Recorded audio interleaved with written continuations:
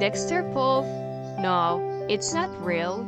This must be some kind of dream. I mumbled, looking around the room with the presence of my entire family. Their faces were pale and they hardly moved an inch. I can't believe this. They can't just turn their backs on me. Sister, wake up please, I pleaded in front of her cold body. She was not breathing, and I can feel her heart rate. I shook her body but still no response. Brother, get up now. You can't let me do this on my own. I need your support. There's no way I can do this alone. I punched him a little bit in the arm, but he did not flinch or show up as usual. I moved to another body, my mom and my dad. I found them lying next to my sister and my brother-in-law. Mom, tell me it's not true. I cried like a child beside her as my hand held her motionless hand. I turned to look at the face next to her when she shows me no reply. Dad, do you hear what I'm saying? Please give me a reply. Tell me you were kidding. You're a mafia king and you can't let it get killed you. You show, Daddy, show the world how strong you are, I cried out, refusing to accept the truth that was plainly before my eyes. Dad, Mom, sister, and my brother-in-law lying in the room with no breath or heartbeat. They were not with me anymore. They never going to answer me again. Not anymore. I tripled and fell on the cold concrete, which made me hit the ground hard for my frustration. It was hard enough for me to bleed, but I could not feel the pain. I'm telling myself, this is not the end. This is just the start. I will make the end for which I wish. Sweet pie, come on. The car is ready. I called Andrea a few times after waiting for a while in the living room. Today was her day, which means I need to free myself of other things and make myself available solely to her. I'm here, Dad. The sweet little angelic voice came near me. She wore a floral knee-length dress with her curly blonde hair attached to a ponytail. What's taken you so long, sweet pie? I'm a girl, Daddy. It takes time to choose the clothes. Can you imagine a 4 years old having a hard time choosing her clothes for the day? I shook my head at her words. I've spoiled her enough, but I'm never sorry for that. Okay, no matter what you said, I felt vanquished. Come on, Dad, my ice cream is waiting. She took me by my hand and pulled me toward the car. Can't you wait, don't you? Yeah, I'm gonna order more ice cream today. Make sure you bring enough money, Dad. She grinned.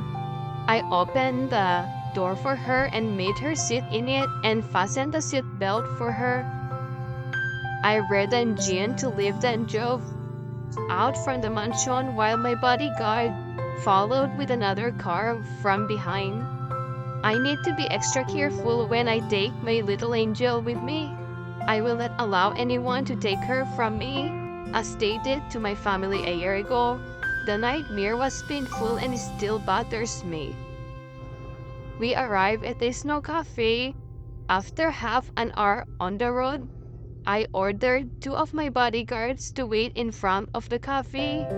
It's going to get too much attention if they guard inside the cafe. All eyes will turn to us, which does not bother me. But not to my little angel Andrea. Pick what you want, I said to her, who was now looking at the variety of ice cream with a big smile on her face. She adored the place. I will try to fit in my busy schedule for her once a week just to come to her favorite cafe. She chose a few flavors of ice cream and picked some for me as well. That's it, I paused as I looked at her cheerful face. She shook her head and clapped her tiny hands. which made me smile at her gesture.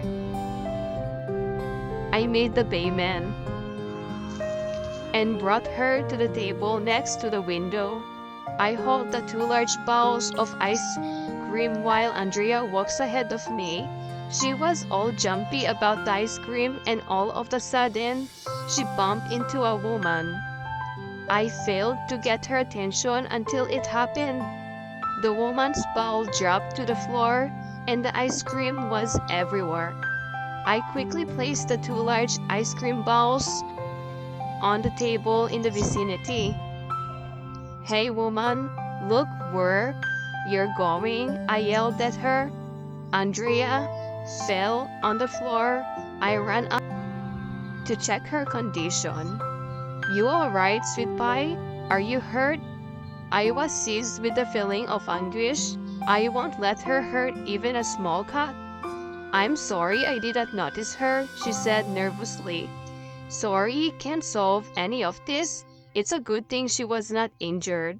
Otherwise, you won't even breathe now." I spit in anger and ignored the eyes of that woman to continue to stare at us. "Dad, no. I was at fault. I was not careful enough." Andrea reached out to me and tried to stop me. The lady lowered her body and knelt on the ground as she stared at Andrea. "Hey princess, I'm sorry, alright," she said with an apology smile on her face. Andrea loosed my hand and came up to her. She put her hand upon her shoulder in a friendly manner. "It's okay. You had nothing to do with me. It was mine. I'm sorry about the ice cream." She stopped and took a peek at me and about the brutal dad as well. She murmured the last words which still hear clearly. The woman laughs back. A waiter came to clean the mess. "Dad, we need to buy her new ice cream," said Andrea, while holding a hand of the woman who was now standing beside me. "Oh no, you don't have to do that. I'll get it myself. Everything's fine, princess." She refused with her hands on Andrea's cheeks. "No, Dad." She stepped on her feet and forced me to go along with her amendment requests. Yeah, whatever you want, sweet pie," I said in surrender mode. She was my weakness and I can't even turn her down. I'm not a mafia guy in front of this little girl. "Let's go." She pulled her hand forcefully and went to the counter to get the ice cream for her. It was weird. Andrea was not a girl talking to someone she did not know. I went behind them and dealt with the bill after the order was made. "Are you alone?" Andrea asked, to which the lady nodded. "Oh, that sounds good. Come and sit with us," she offered, which drew my attention, and the lady gasped nervously. "Yeah, you would want to sit with a person who just scolded her with little eyes as witnesses?" "Oh no, it's going to be alright. I don't want to bother you and your daddy." I could feel that she was not comfortable with me. Well, that was a good thing. I don't want her to join either. "Come on, please," Andrea begged with her puppy eyes, and now I don't think she'll be able to say no. She was running out of words, thinking of a polite way to say no to a girl. "Dad," now she looks at me, asking for my help to invite her. A sigh escaped my lips. Without saying anything, I snatched the ice cream bowl for her hand and put it on a table where our ice cream was placed earlier. "Come, join us before the ice cream melts," I said as I sat down in the chair without looking at them. I heard Andrea rejoice as she pulled her new friend toward the table. "What's your name?" Andrea asked while they were sitting at the table together. They were sitting beside one another and I was sitting in front of Andrea. "Call me Elsie," she said in a friendly way.